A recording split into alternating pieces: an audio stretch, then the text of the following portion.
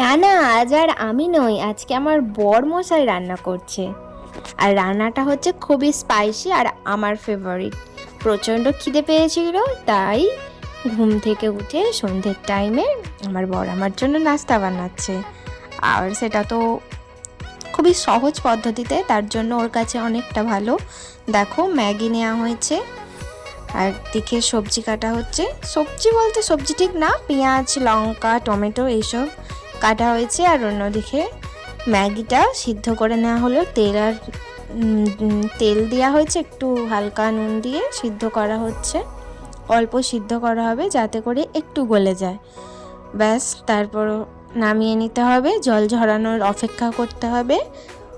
অন্যদিকে কড়াই বসিয়ে দিয়ে তেল গরম হয়ে গেলে তাতে পেঁয়াজ লঙ্কা টমেটো একসাথে দিয়ে দিতে হবে।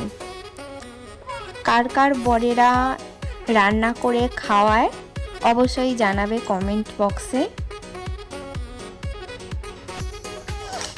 তারপরে নাড়তে থাকবে, একটু হালকা ভাজা হয়ে যেতে 70% ভাজা হয়ে যেতে ডিম দিয়ে দেবে।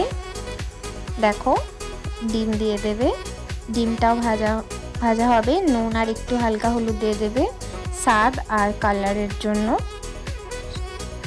আর রান্নাটা না খুব সহজ পদ্ধতিতে বানানো আর চটজলদি বানানো যায়।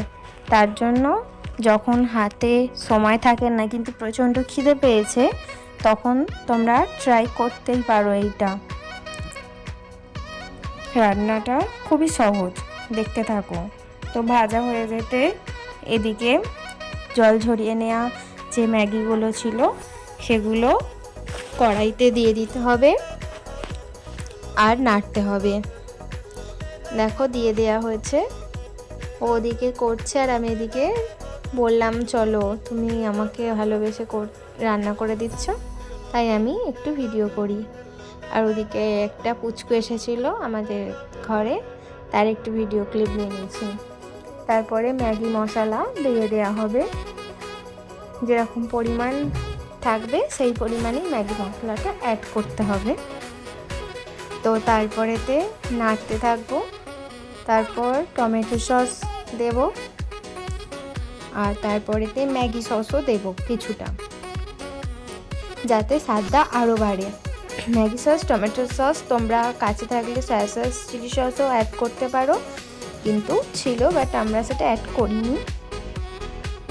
তারপরেতে দেখো, আর এদিকে দেখো আমাদের পুচকুটা, পাশের ঘরের পুচকুটা এসেছিলো, খেলু করছিল। এই যে তাকে নিয়ে একটুখানি খেলি করছি, এসো এই যে দেখো।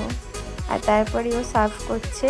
আবার সালাডের জন্য শসা কাটেনি দেখছি, পেঁয়াজ কেটেছিল। দারুণ খেতে হয়েছিল, দারুণ দারুণ, জাস্ট ওয়াও লাগছে। টাটা।